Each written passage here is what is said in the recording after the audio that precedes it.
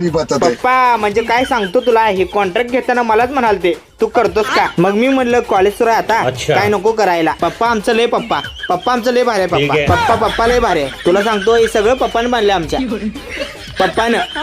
पप्पा आमचं लय पप्पा आमचं पप्पा रिक्षात बसू नको म्हणते पप्पा. हा BMW घेणार आहे मला. तू चुप रे बाबा, तू चुप रे. पण मी ऐकत नाही रे, माझे जमिनीवर पाय असते. पप्पा आमचं लय डेंजर असतात. पप्पा आमचं लय डेंजर. क्या पागल है क्या? मला झळक नको म्हणतात. पप्पा आमचं लय मेरी गलती है.